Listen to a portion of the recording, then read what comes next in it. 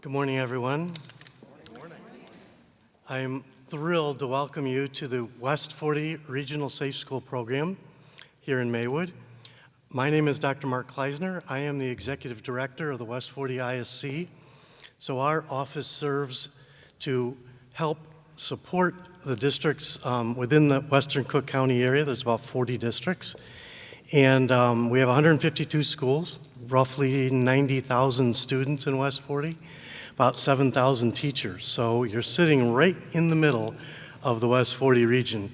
We're thrilled to do this kind of work.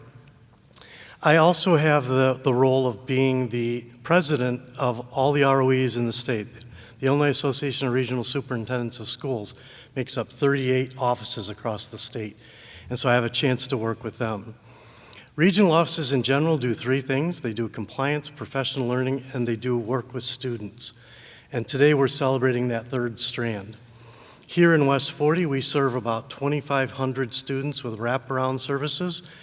And if you knew me well, you would hear me say our heartbeat is all about wrapping around, helping students find ways to be successful and even more than that, to thrive. So for years, this program itself was established in the mid-90s. We moved here a year ago. And our approach for working with students has always been embedded in mental health, behavioral health, restorative justice, resiliency, grit, helping our kids find their path that leads to their future. So the conversation today is around exactly where our heartbeat is. And we are thrilled to be part of this discussion. Many of you have heard the phrases about takes a village, and we use a term like we're always stronger together.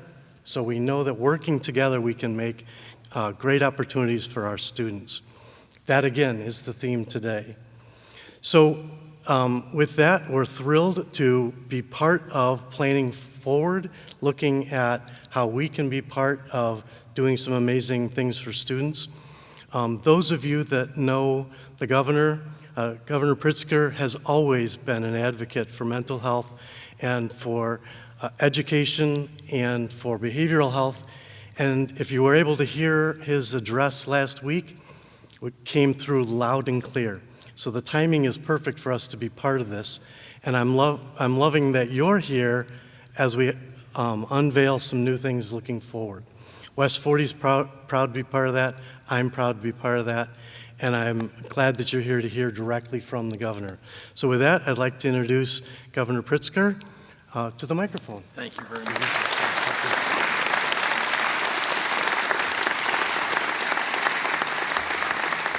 Well, good morning, everyone. It is terrific to be here at West40, and thank you, Mark, for your very kind introduction. And let me just say, this is one of the state's great partners, educating kids, and also a state-of-the-art best practice treatment and services provided for youth, some of whom have behavioral health needs. And we can't do the work that needs to be done in the state of Illinois without West40 and organizations like it that help us deliver those services. So thank you for that and so much more.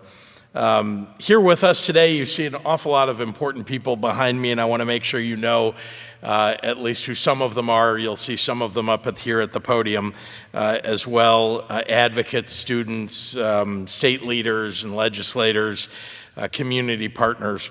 First, I want to recognize Speaker Emanuel Chris Welch, who is, I guess I'd say, a local, and also a great leader in the General Assembly. Leader Kimberly Lightford, same thing said about her, and a good friend.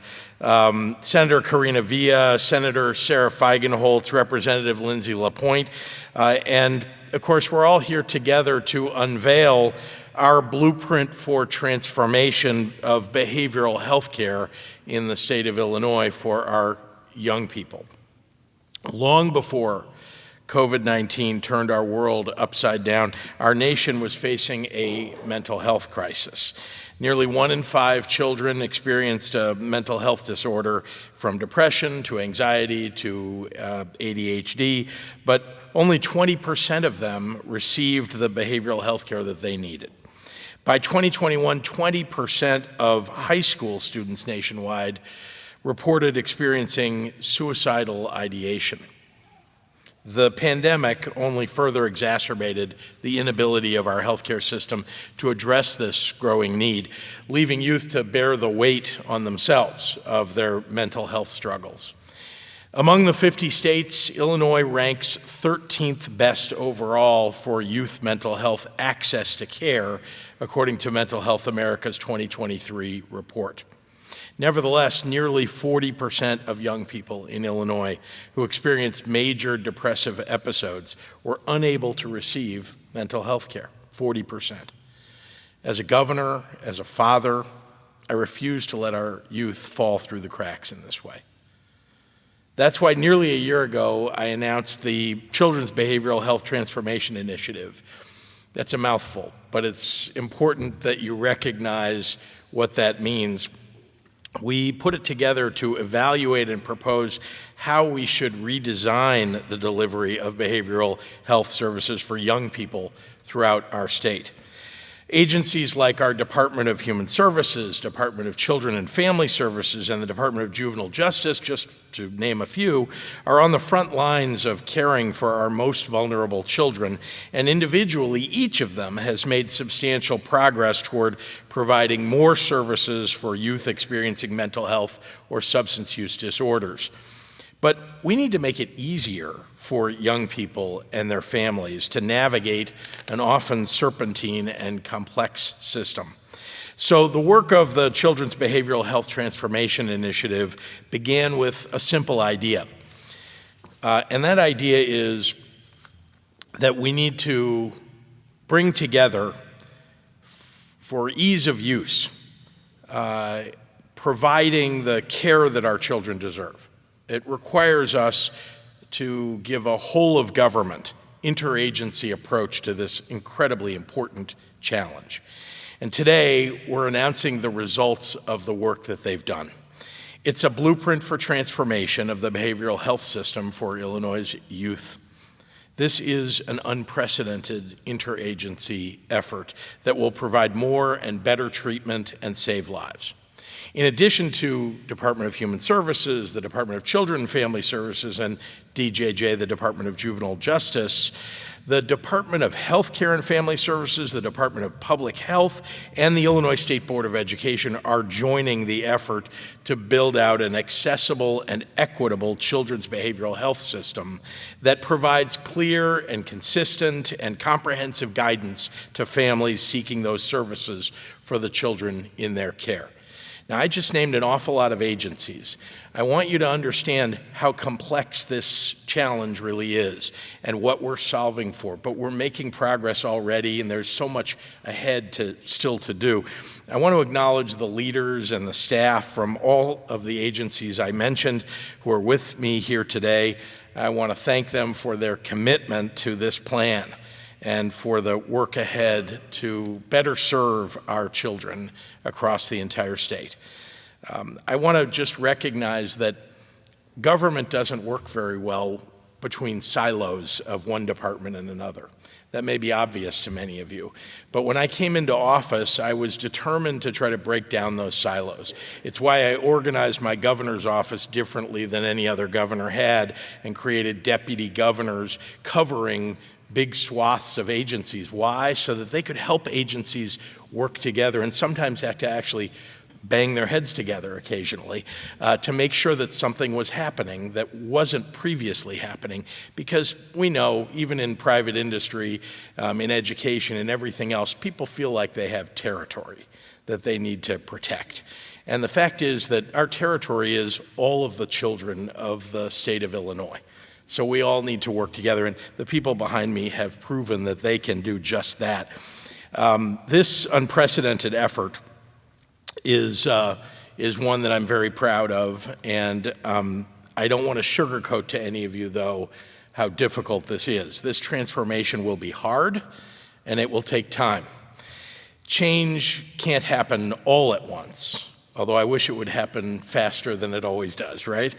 But with child welfare expert Dr. Dana Weiner at the helm, we have already hit the ground running and hit the ball out of the park with this leadership and the progress that she's already made with the folks that she's gathered together. In collaboration with the 6 involved agencies, the Transformation Initiative developed and piloted a prototype portal, a kind of a front door for stakeholders seeking assistance for youth with the greatest needs. And the results couldn't have been more promising from that pilot. So as of January 30th of this year, 41% of the cases that came through that front door that we created in the pilot were already fully resolved. That's pretty amazing. Just in months here, we've already resolved 41% of those cases, connecting children with the appropriate interventions and placements and services. That's quick work. There's still work to do with the others who've walked through that front door, but they're in process and they're really getting the services that they need. So with a successful pilot underway and under our belt, we are now going to build out this more robust care portal for children and families seeking behavioral health services. And we're adding to it a hotline for assistance and specialized guidance for those beginning the process of accessing care. So online and on the phone and in lots of other ways, people can find their way through this front door to get the services that they need in all of these agencies or any of them. So this care portal front door, though, is just the first step. We plan to offer universal screenings in schools and pediatrics to ensure that behavioral health problems are detected and addressed early. We're centralizing oversight of residential beds across agencies, creating a more efficient system to provide equitable access to quality residential care for young people who need it, including those interacting with the Department of Children and Family Services. And we're increasing our statewide capacity so that we can serve more children and families by expanding eligibility for current programs and developing new service types so that Illinois has a full continuum of care available. But again, I want to be clear that one of the biggest challenges that we face, I said this wasn't going to be easy, one of the biggest challenges that we face is now in the field of behavioral health services. It's the critical worker shortage that we are seeing across the nation. It isn't unique to Illinois. I talk to so many people in so many industries in Illinois who think that their problem of not being able to find qualified workers is unique. It's not. It's across lots of industries, and especially in healthcare and especially in behavioral health. So we have to recognize that and know that we've got to transform our behavioral healthcare systems, raise provider rates, and become more fair and consistent in the compensation that we're providing so that we can best serve all of our young people. A little over a week ago in my budget address, I laid out a plan to direct an additional $25 million to the Healthcare and Family Services Department and nearly $15 million to DCFS to continue provider rate increases, making Illinois more competitive in the market for social services workers, especially those in the behavioral health field. Through rate increases and incentives and innovative approaches, we're building a world-class workforce that will usher in a new era of behavioral health care for Illinois' youth. Once again, I would remind you, though, this is not easy, but we're going to get this done. We are also building out a full continuum of care. That's why we're investing $10 million toward an expansion of comprehensive community-based youth services for youth aged 11 to 17 who are at risk of involvement in the child welfare or the juvenile justice systems. This will better equip these organizations to provide 24/7 services to our youth, including assessments and crisis stabilizations and housing, while assisting the critical work of DCFS staff. This $10 million investment is just a part of the increase of $22.8 million that my budget dedicates to jumpstart the implementation of this blueprint. Again, we're just at the very beginning of it, but we're making the investments at the earliest moments so that we can be ready for the much bigger changes that are going to take place. Rate increases, community networks, interagency collaboration. We're taking a multifaceted, comprehensive approach to carry us from number 13 to #1 in children's behavioral health care systems in the nation. We're number 13 today. We're going to become #1.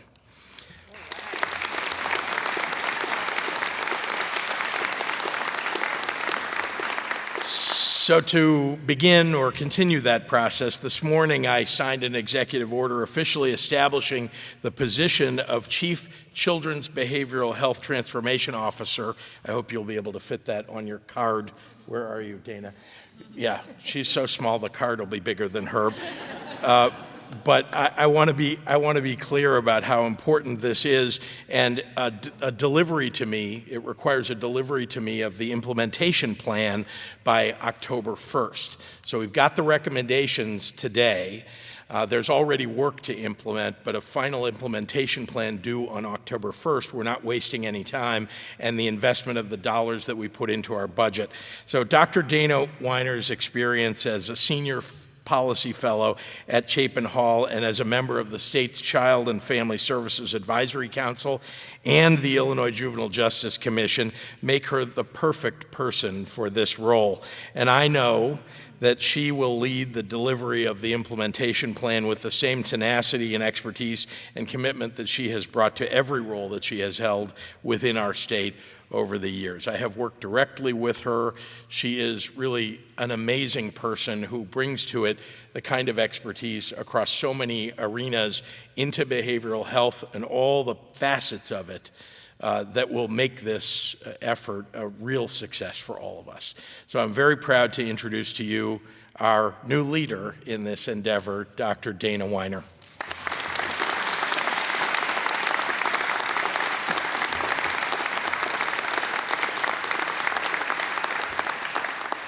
Thank you, Governor Pritzker, for prioritizing this work and for entrusting me with the responsibility for improving the mental health and well-being of Illinois youth. And thanks, Mark and West40, for your hospitality and warm welcome, your continued partnership, and creative vision for serving young people in need of help. And thank you, Brian Samuels and Chapin Hall, for your generous support of this work and skilled collaboration. So, people often assume that things are the way they are because it's the only way they can be. And about a year ago, Governor Pritzker empowered the Children's Behavioral Health Transformation Initiative to cast aside these assumptions and reimagine a children's behavioral health system that meets the needs of families with streamlined access to appropriate services whenever and wherever they are needed. Over the last 11 months, we have challenged the status quo and tested new ideas for coordinating across state agencies to expedite care for young people in need. In the process, we have learned a lot about the barriers we'll need to overcome to improve our system and the many, many programs, communities, providers, and people who we can rely on as a foundation as we seek to innovate and improve service delivery to families. A dedicated team of champions for children have worked together, empowered by all of their state agency directors in unprecedented collaboration to expedite access to residential placements and services. Stacy, Joy, Melissa, Tamala, Lisa, Jackie, Barb, Amanda, Allison, Rob, Tyree, Christine, and Dustin have worked tirelessly to ensure that kids and their parents have the services and supports they need. At the same time, a Chapin Hall team of analysts worked to use data to develop more precise estimates of the types of services that are needed.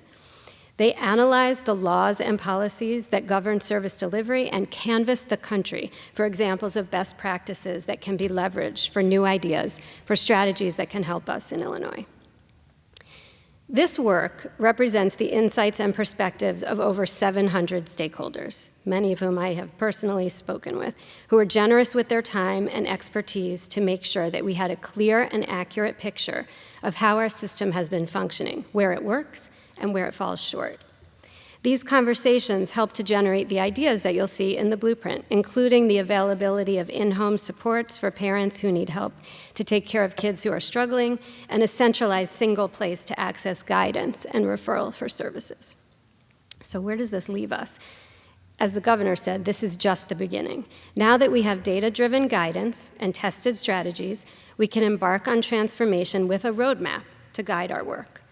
The blueprint for transformation that you'll see presents 12 core strategies that are aimed at increasing capacity thoughtfully so we have enough of what we need, streamlining processes responsively so that we can get to the things we have, intervening earlier to prevent more severe problems, promoting accountability and rebuilding trust with our provider partners, and creating the technological infrastructure and coordination that allows us to be agile in recognizing and responding to new challenges when they arise.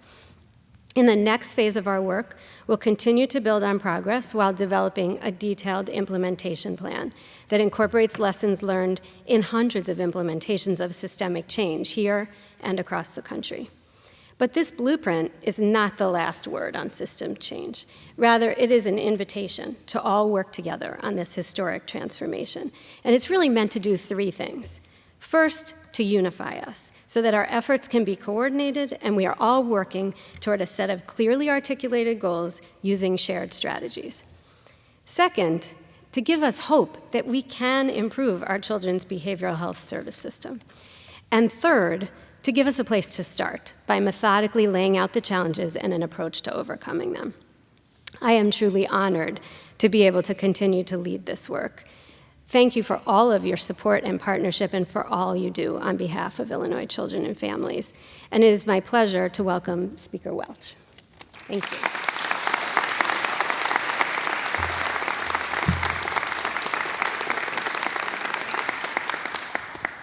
Thank you, Doc. Good morning, everyone. Welcome to the great 7th District. It is truly a pleasure and an honor to be here with all of you and to welcome Governor Pritzker, Dr. Weiner. I just love her name. I will explain that to you momentarily. But welcome, everyone, to the heart of my district, the village of eternal light, Maywood. I see so many of my friends here. Ms. Teresa Kelly, the Vice President of the Proviso School Board, is here. Dr. Spalding from Lindop is here. And of course, Dr. Pop, Dr. Kleisner, and our family here at West 40, who just does a fabulous job. You know, I love Dr. Weiner's name because our state superintendent and I just briefly had a conversation in the back, and we were talking about one of our favorite authors, Simon Sinek, and he said to me, "Have you ever read Simon Sinek's work?" And I said, "Are you kidding me? I start with why, finding your why, leaders eat last. Has he written any others? Because if he writes them, I'll read it." But the caucus will tell you, I always talk about Simon Sinek's books. Start with why. And I just think it's so appropriate that this job is going to Dr. Weiner. Get it?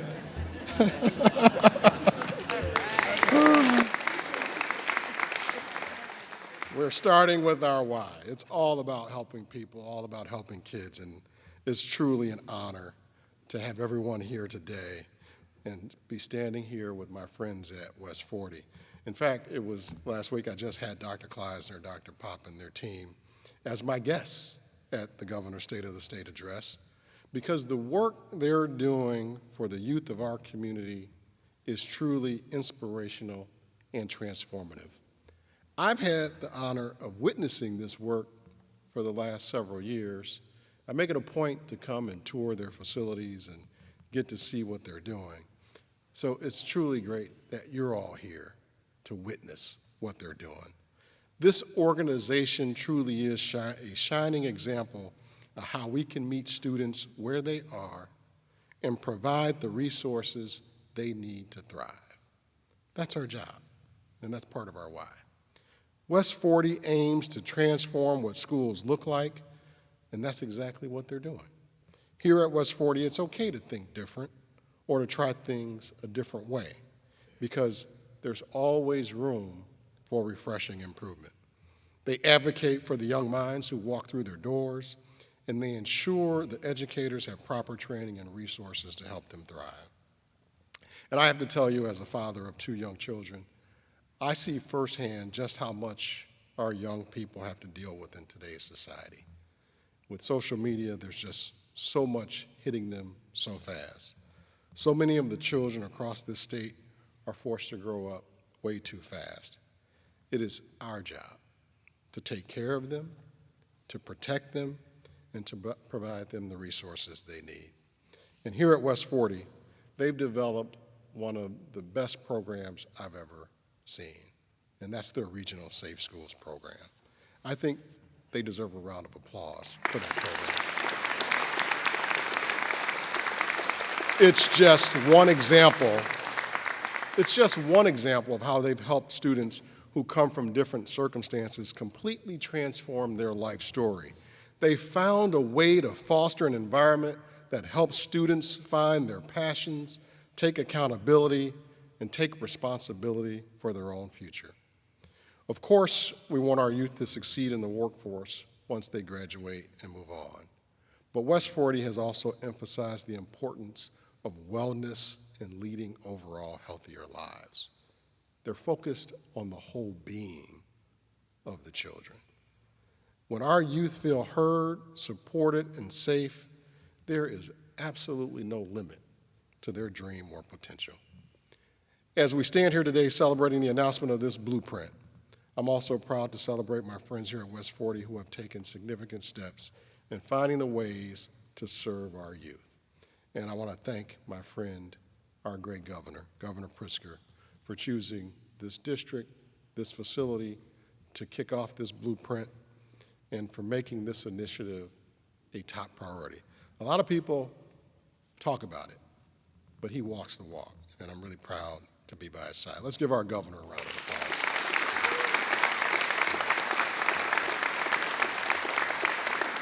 Another person I'm proud to stand with every single day, a mentor of mine, a true hard worker, a woman who knows her why every day she gets in the car and drives to Springfield, one who pushes us all to be better.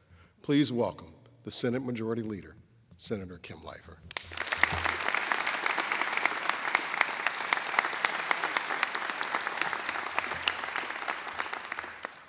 Thank you, Speaker Welch. Well, good morning. We should be more excited about this. Good morning. Yes, this is something really, really good. Like, this is huge. This is huge. So I was supposed to limit my remarks, and I just didn't know how. Welcome to my grammar school.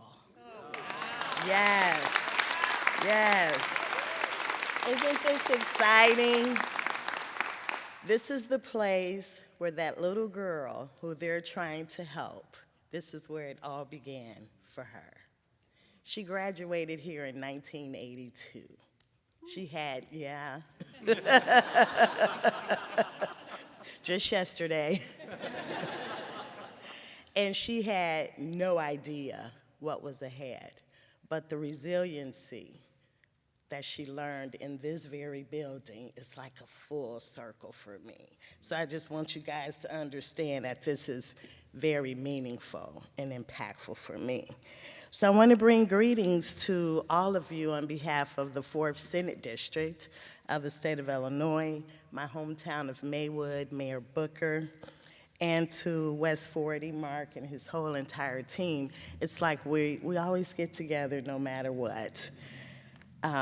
Right now, I want to give a little example of a parent who's in a meeting with their student's teacher, sitting in a chair that's a little small, expecting to hear all about their child's acing a spelling test or creating a new art project. But instead of focusing on these accolades, they are told that their child can't focus. Their child is withdrawn from their classmates, or that their child is afraid to speak with their peers and sits alone during lunchtime. The parents have noticed these traits already and have been concerned that their child is not behaving like their siblings, or how they did when they were at that age. But think, they will surely grow out of it. Years later, and the student has not magically grown out of it, not out of these behaviors, and the student is struggling to learn because of their behavioral health. Their child's situation could have been completely different if they looked into mental and behavioral health care for their child when these symptoms first appeared. Too often, children's mental and behavioral health challenges are overlooked or minimized by adults, believing that these struggles are something their child can overcome on their own. Unfortunately, this is not the case for many children and adults who battle behavioral health issues every single day. The social stigma around seeking mental health care, especially seeking mental health care for your child, unfortunately leads many children to not get the care they need. And I am so glad to hear that the governor's initiative encourages parents and guardians to seek out behavioral health care for their children and to consider these issues as serious as they would any other health care condition their child may be facing. In my career as a senator, I have worked diligently to fight against this stigma and encourage young people to seek support for their mental health, especially Black and brown children who may experience more stress, trauma, and depression by being treated differently because of their race. In partnership with the Illinois Legislative Black Caucus, I developed the Whole Child Task Force, which strives to create safe, equitable, inclusive, and supportive learning environments for all children. This task force also addresses the impact trauma can have on a student's learning and is intended to provide more supports for students experiencing mental and behavioral health challenges succeed personally and academically. I have also led a Senate resolution recognizing the impact of trauma on students' academic and personal experiences in school and encouraging the implementation of the Adverse Child Experience, or the ACE assessment tool for students, which would help educators and primary care clinicians assess risks for toxic stress in students and to guide effective responses. To ensure students are able to access necessary supports and take their mental health just as seriously as their physical health, I introduced the question of social and emotional screening on the state's public health exam forms required for school attendance to assess their mental health during their screening. And finally, to ensure children demonstrating signs of behavioral mental health challenges, like the one in our example, are not overlooked, I codified the kindergarten readiness assessment, which will ensure children with behavioral and mental health conditions are given the support they need before moving forward in their academic career, so that they do not face obstacles with untreated mental and behavioral issues. So as a passionate leader in the fight against mental health stigmas, I am so proud and thankful and grateful to support the governor's Blueprint initiative. Governor, I thank you so much. From the bottom of my heart. You made me cry the other day. I've never cried at a governor's State of the State address and budget address before, but when I tell you the goodness of this man, it goes beyond a simple thank you. But I thank you tremendously. And I thank all the agencies and the directors and their collaborations, and especially Secretary Ho at DHS and Dr. Dana Weiner for her leadership, and Senator Feigenhose. A lot of times you forget about the senator that does all the work. But Senator Feigenhose, where is Sarah? There's Sarah. We didn't plan this. But I believe that's a sample or a symbol of how we feel about mental health services. We just both ended up in red and black on today. So the Blueprint will further help destigmatize seeking out behavioral and mental health care and encourage parents and guardians to view behavioral health as important as any other health condition. It will also fight the stigma by acknowledging these issues as normal for many children to face, not something to be ashamed of. And by providing more information on mental health treatment and how common behavioral and mental issues are in children, we are working to stop the stigma against getting support and ensuring children are not ashamed when they are asked for help, thereby making it easier for people to access. As I close, I just want to go back to this story in some way, but there's nothing more painful than seeing your child suffer and being unable to help them. This initiative will give parents the tools to help their children struggling with their behavioral health by destigmatizing seeking behavioral health care and providing connections to the best health care providers so they can succeed. I look forward to working with the governor and all our partners to spearhead the word, spearhead the project about this wonderful initiative. God bless all of you. Thank you. Thank you. So Sarah and I were walking in and we were talking about who's the dinosaur, right? And I was like, no, Sarah, you're the dinosaur. And I say that because experience is a good teacher. And I like to bring to the podium one of my teachers in the mental health space, Senator Sarah Feigenhuis.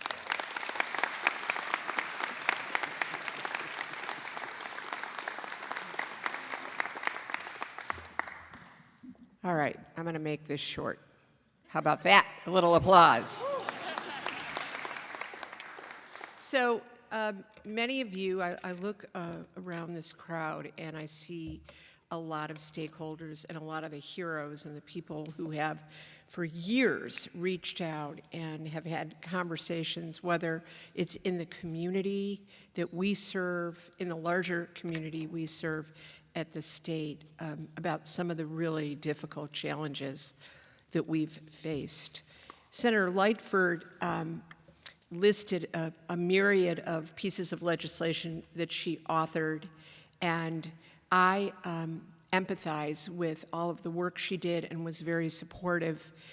And I can also say that one of the reasons I'm so grateful to the governor for creating this office in the governor's office and putting together this integrative team is that we can pass as many laws as we want. I think the first piece of legislation that I addressed about this was the Custody Relinquishment Prevention Act in 2015. I know a lot of people are shaking their heads and saying, we get it, we know. Because there was a practice in this state that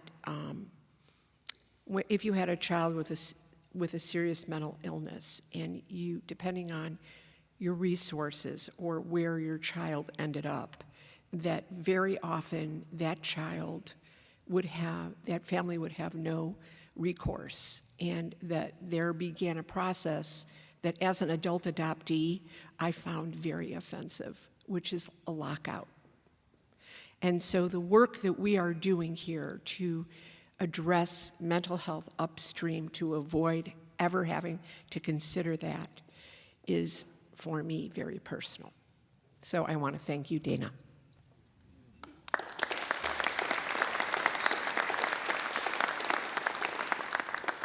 And even more important is to see your laws that you pass operationalized is the most important thing that we have to do. We can write and pass laws all the time, but when we really have to do this kind of work.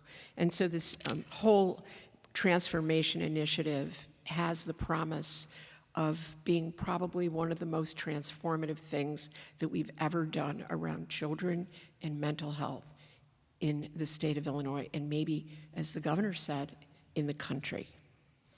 So let's give it up for that. What I'll share is, Leader Lightford had her stories about sitting in a principal's office with a child. I will also say that for years, the members of the legislature were approached by constituents to help solve a problem because of this, this maze of complex services that we have in this state, and as he said, the silos that we are burdened with, that we just can't seem to work our way out of. And so the relevance of putting this position, this officer, to take a 30,000-foot look at all systems and to create a seamless, or attempt to create a seamless, more functional operational system to deliver what these kids are needing it cannot be understated, the value of this. And I just want to thank Dana Wanner and the work that her team has done, all of the healthcare providers that are participating in the roadmap and in the operationalizing of it, and staff, is not an easy task. There's a lot of turf and a lot of rules and regulations that are not uniform between agencies, and doing this is it's far from over. And throughout history, and because I am a dinosaur, I can say this. Thank you, Kim. I have seen a few blueprints delivered to the state legislature and to the governor's office. Many of them are on a shelf somewhere, may have been tossed out when you sold the James R. Thompson Center. And they just stood there and collecting dust. And I challenge my constituent, the governor, my friend, and my visionary governor, to make sure that he recognizes that until we really operationalize this, our work is far from done.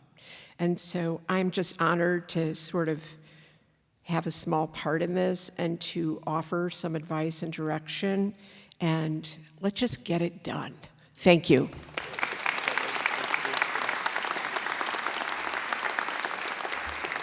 I have the honor of introducing Vincent Thomas Harper.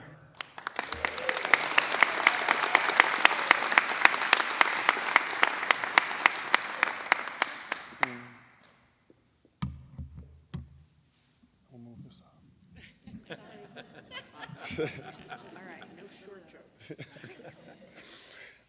Good morning, everyone. Good morning. My name is Vincent Harper. Thank you for allowing me to provide a voice on behalf of our students of promise, our youth of promise. I serve as a restorative practice intervention specialist with additional responsibilities to develop and strengthen the culture and climate of the West40 school program, safe school program. When I was 11 years old, my mom and dad divorced. There was a need for DCFS involvement. We've all heard the many DCFS horror stories, though that may be others' interpretation or reality of the agency. For my younger sisters and I, that was not our experience. Our DCFS caseworker, Allison Holman, was amazing and quite frankly, a heaven sent. She was our safety net. At the time when our lives felt as if they were being ripped apart and we had no voice, Ms. Holman was our refuge. When there was a need for food, she supplied us with food vouchers. When the apartment we lived in had no furniture, she provided us with furniture. When we needed coats and felt as if Christmas would skip us, Ms. Holman took us to clothing and toy drives. When we cried and yearned to be with our mom, she talked to us, she listened to us without judgment, calmed our hurt and pain. When my home stressors made their way to school, Ms. Holman equipped me with productive strategies to use in and out of school to handle my stressors. When my sister needed her hair done for a school dance, Ms. Holman braided and beaded her hair. Ms. Holman was such a helpful and pivotal figure in our lives. My sister remained in contact with her long after the divorce until the age of 27 or so. Working in a school setting with many vulnerable youth of promise, sadly, I've seen my fair share of homelessness and DCFS involvement. I've been a part of several life-altering situations whereas the youth we serve in school needed home placement or shelter, but there were no allies for us to call upon. To create systems that work together to lessen the burden of obstacles or of handoffs, to create pathways so that relationships can be nurtured and maintained is to create a continuum of shared care. Shared care that can synthesize resources and create pathways for relationships to be nurtured for years. Shared care that place our youth of promise at the center of the service where they need to be. The collective partnership of West40, DHS, DCFS will provide a safety net for a multitude of youth, families, and communities. This will be a start of a new opportunity for servants like Ms. Holman to have more allies in direct service to youth like me, creating a continuum of shared care for our most precious gifts, our youth of service, our youth of promise, sorry. Thank you for giving me the time and allowing me to be a voice on behalf of the students we serve, our youth of promise. Please welcome and give a great round of applause for Representative LaPointe.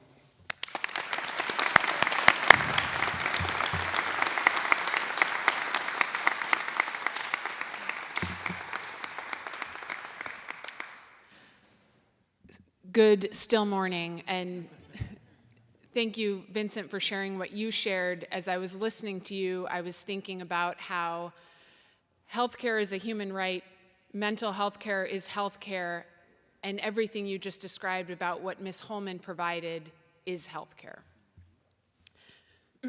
I'm State Representative Lindsay LaPointe. I represent the far northwest side of the city of Chicago, and I am the chair of the Mental Health Addiction Committee in the House of Representatives. I am also a proud former provider of kids in residential care who were in crisis. So I worked at a residential group home for kids with special needs. And in my case, and this is important because we've already heard about workforce issues, when I did that work almost 20 years ago, I made $9.40 an hour. A strong behavioral health system for all of us hinges on timely access to support, or what we often call treatment. This means recognizing early on when there's a need, knowing what those resources are, and having resources in any given community, no matter where you are in Illinois, resources that actually meet needs of kids and adults, that meet people where they are at. So for our kids and adults, that often means or can mean peer support. It can mean counseling, or what we often call therapy. It can mean medication. It can mean residential care, and it means many things in between. So when we say the continuum of care or systems of care, we mean all those things and everything in between. And if we believe that healthcare is a human right and that mental health care is healthcare, and I know those sitting behind me do believe that, then none of those things should be dictated by an insurance plan, or if mom or dad happen to have a job at that moment in time, or which state agency has jurisdiction over Medicaid that a kid has access to at any given moment in time. And because we do let insurance plans dictate those things, or which state agency, that's why we've had this, as the governor used the term, serpentine system of access to care. So this particular statistic is very stark, and it's a 2021 statistics from the US Surgeon General that Dr. Weiner has mentioned over the past few weeks. From when a youth begins to struggle with mental health, it does take, this is a real stat, an average of 11 years for that youth to access the care that they need. 11 years. So for some kids, it's more than 11 years, and for some kids, it's less. And to illustrate that 11 years and how this plan seeks to drastically change that, I will share that I was in my neighborhood of Jefferson Park in December putting on a mental health resource event for my community where providers and nonprofits could come in and share with the community what they do. And we were hearing a presentation from a licensed clinical social worker who works at the Kedzie Center, aimed at parents and how to recognize when their kid is struggling early. And when it when it came time for questions, a parent in the audience hand shot up, and she asked the LCSW, "Can you help my child access a psychologist?" And the social worker said, "I don't know if we have that at my place," which happened to be called the Kedzie Center. "I don't know if you're in our geographic area, but call me and I'll help you access that psychologist." And about 10 minutes later, after we had broke and people were talking to the presenter, I looked over and the social worker had both her hands on the parent's shoulders, and I could see she was saying to her, "This is why you came to the event, to get this information about a psychologist," and the parent was crying. And I thought to myself, how dare we have a system where a parent has to kind of randomly come to a mental health resource fair that her state rep is putting on and be sitting in the audience and ask a question to get connected with the social worker who's going to connect her child to a psychologist. And this plan seeks to change all that. So the last thing I want to say, and I'm so thankful that the governor has already brought it up, is that our ability to provide the behavioral health support that we desperately need for our kids and adults hinges on growing our behavioral health care workforce. We have to do it. And I used to be part of that workforce. Senator Karina Villa, who you're going to hear from next, used to be part of that workforce. We have to recruit, we have to retain, we have to diversify, we have to expose young people to these vital and very rewarding careers. So we have lots of fancy terms. We have lots of ways you can get clinically licensed. We have LCSWs and LCPCs and LMFTs.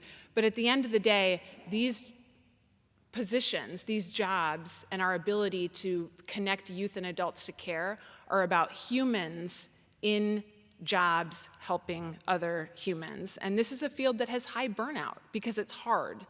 And so part of this work is going to be decreasing that burnout and providing adequate compensation and support for workers to stay in the field longer.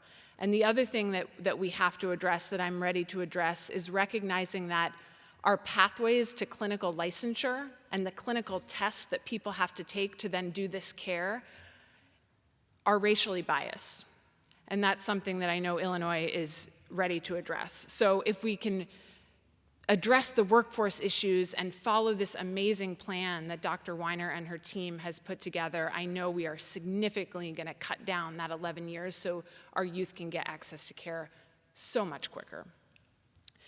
So now I am super excited to turn it over to my good friend and collaborator and former school social worker out in West Chicago, Senator Karina Villa.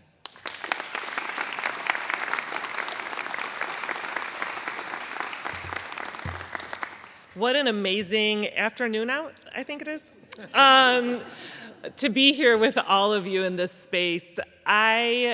Back in the days when I was a school social worker, I remember that heartbreak because as social workers, it is our job to go to the end of the earth to find services for our students that needed it. And sometimes those services, when you were going to the end of the earth, you would find the lucky response for that one student, and you could actually get that one, right? It's like that parable of like, why are you throwing them back into the ocean, right? And it's like, because if I could save just one, it makes a difference, and that's us, right? As educators, as social workers, as mental health providers. The thing that happened was that I got to a point where you felt like you weren't even able to save one, because the services weren't there, because we, time and time again, were cutting budgets. Well, the state was without a budget for a long time before our amazing governor. And that translated into our children not being able to get the services that they needed, which then made us not be able to do the work that we desperately wanted to do.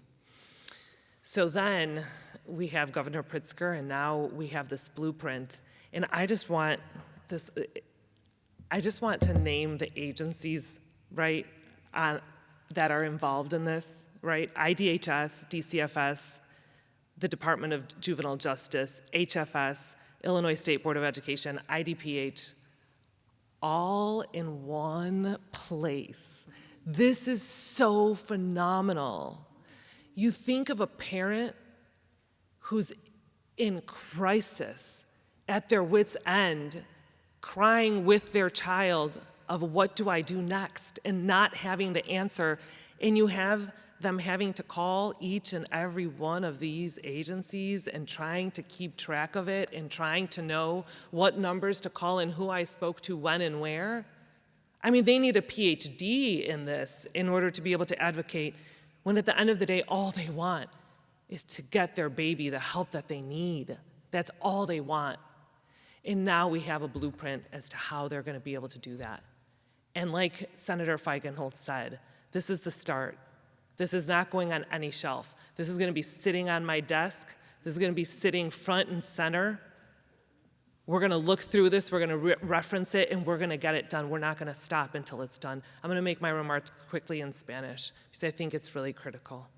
Anteriormente yo fui trabajadora social en las escuelas, en donde era bien difícil encontrar servicios para los estudiantes que más lo necesitaban.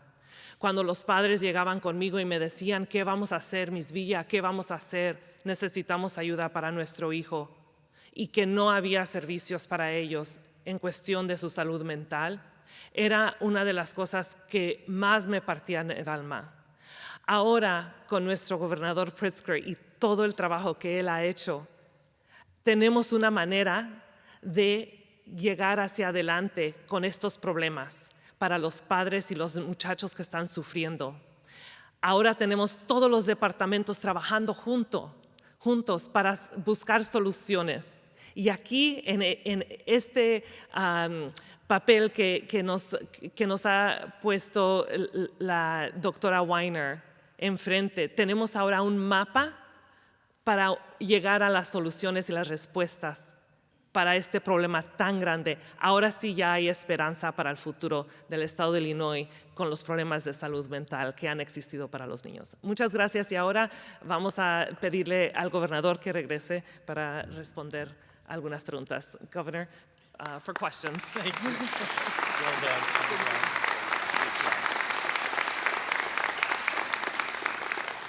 Happy to take any questions from members of the media. Thank you.